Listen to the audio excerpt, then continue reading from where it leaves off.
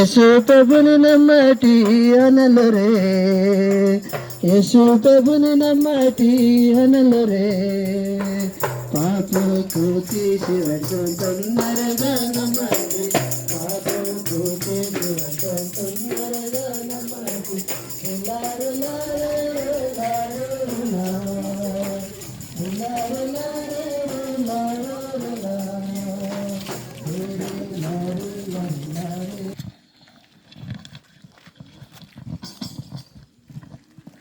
యేసు ప్రభుని నమ్మటి యేసు ప్రభుని నమ్మటి ఓ జాతగానే యేసు ప్రభుని నమ్మటి యేసు ప్రభుని నమ్మవుడు ఓ జాతగానే యేసు ప్రభుని నమ్మటి యేసు ప్రభుని నమ్మటి ఓ జాతగానే మన ప్రభువే ఉక్కాకుతుంతో మన ప్రభువే ఉక్కాకుతుంతో తలుకు నిమ్మవుడ తలుకు నిమ్మవుడ ఓ జాతగానే యేసు ప్రభుని నమ్మటి యేసు ప్రభుని నమ్మటి ఓ జాతగానే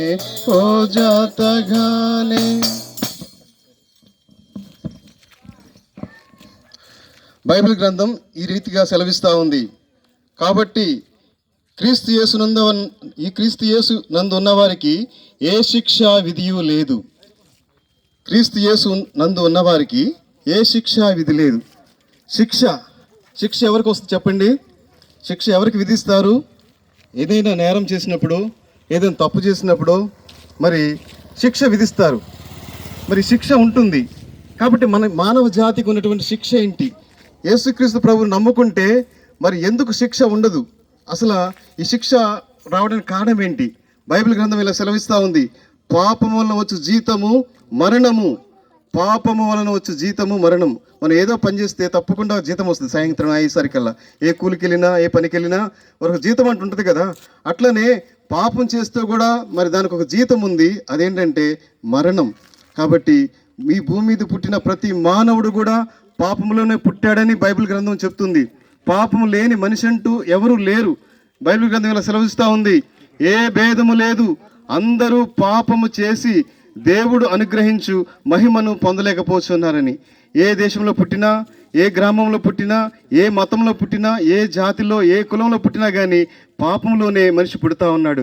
కనుక ఎవరు నేర్పకుండానే మరి మనిషి చిన్నప్పటి నుంచే అబద్ధాలు నేర్చుకుంటా ఉన్నాడు, మోసం చేయడం నేర్చుకుంటా ఉన్నాడు, చెడ్డ మాటలు పలకటం నేర్చుకుంటా ఉన్నాడు.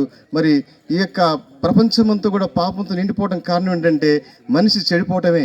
కాబట్టి ఈ పాపానికి శిక్ష ఉంది, అదే మరణం.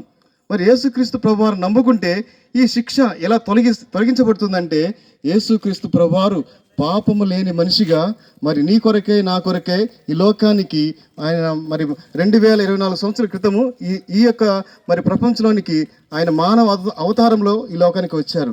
మరి మన పాపం నిమిత్తమై మనందరి కొరకై ఆ సిలువలో మరణిస్తూ వచ్చారు.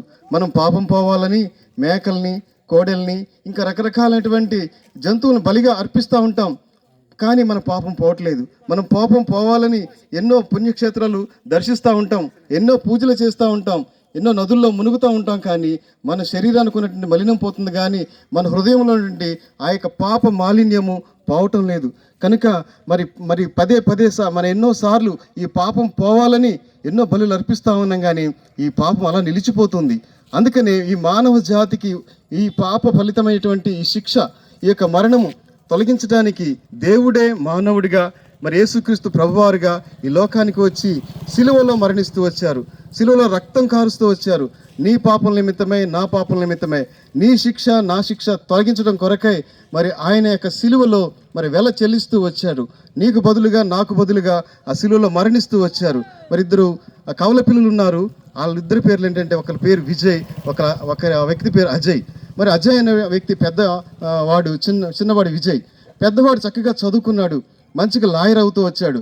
చిన్నవాడు చెడు స్నేహాలు పట్టి దుర్మార్గంగా తిరుగుతూ చెడ్డ పనులు చేస్తూ దొంగతనాలు చేస్తూ పెద్దవాడై ఆఖరికి మరి హత్యలు చేస్తూ ఒక మర్డర్గా మరి నరహంతుడిగా తయారవుతూ వచ్చాడు. మరి అన్న జడ్జి పొజిషన్లో ఉన్నారు. తమ్ముడు ఈ యొక్క విజయ్ అతను మరి ముద్దాయిగా అక్కడ నిలబడుతూ ఉన్నాడు కోర్టులో. న్యాయ ప్రకారంగా మరి అక్కడ శిక్ష విధించాలి తమ్ముడికి, మరి న్యాయ ప్రకారంగా శిక్ష విధించాడు. రెండో రోజు ఉదయకాలమునే అతనికి ఉరిదీయాలి. అప్పుడు ఈ యొక్క పెద్ద అన్న వెళ్ళి తమ్ముడి యొక్క వస్త్రాలు తను మార్చుకుని తన వస్త్రాలు ఆయనకు తొడిగించి, తమ్ముడు నువ్వు మరి చెడ్డ పనులు చేశావు, ఇప్పుడు చనిపోతే నువ్వు నరకానికి పోతావు.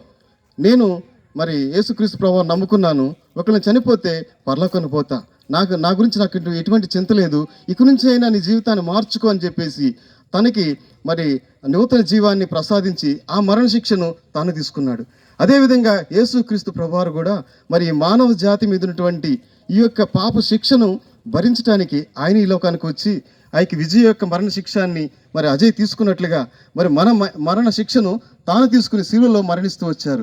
అందుకనే గత వారంలో ఈ ప్రపంచమంతా కూడా గుడ్ ఫ్రైడే అని ఒక పండగ చేసుకుంది. ఎందుకంటే మనందరి పాపల నిమిత్తమే, మరి ఏ ఒక్క క్రైస్తవుల నిమిత్తమే యేసుక్రీస్తు ప్రభువారు ఈ లోకానికి రాలేదు, ఒక క్రైస్తవుల నిమిత్తమే ఆయన మరణించలేదు. ఈ సర్వ లోక పాపాల నిమిత్తమే ఆ శిలువలో మరి నీకు బదులుగా నాకు బదులుగా మరణిస్తూ వచ్చారు.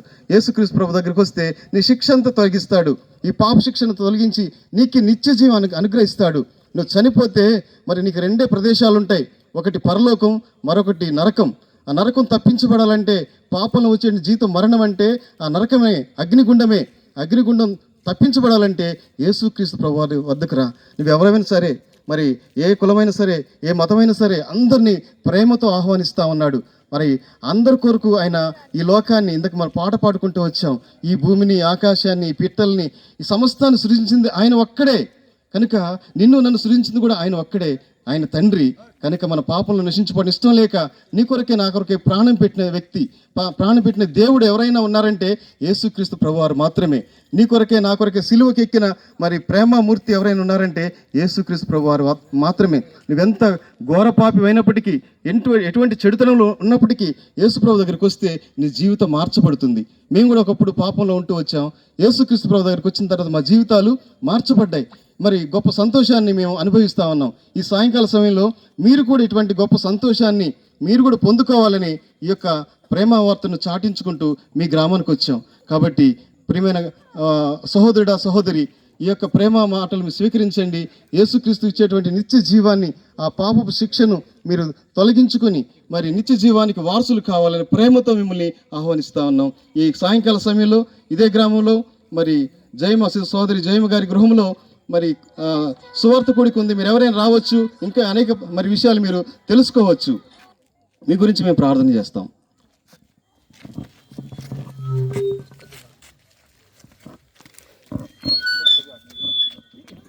ప్రేమగల పరలోకపు తండ్రి, ఈ సమయంలో ఈ ప్రదేశంలో ప్రభా ఎవరైతే వింటూ వచ్చినారో ఈ గాలి తరంగాలలో నీ మాటలు, నీ ప్రేమ తండ్రి, సిలువను గుర్చినటువంటి వార్త తండ్రి మరి వినబడుతూ వచ్చింది తండ్రి. అనేకులు ఈ సువార్త ద్వారా రక్షించబడాలని తండ్రి, నీ సన్నిధిలో ప్రభావాలు నడిపించబడాలని, నీ గొప్ప రక్షణ పొందుకోవాలని తండ్రి నీ మాటలు అందిస్తూ ఉంటుండగా సహాయం చేయమని యేసు ప్రభు నామమున వినయంతో అడుగుచున్నాం తండ్రి. ఆమేన్.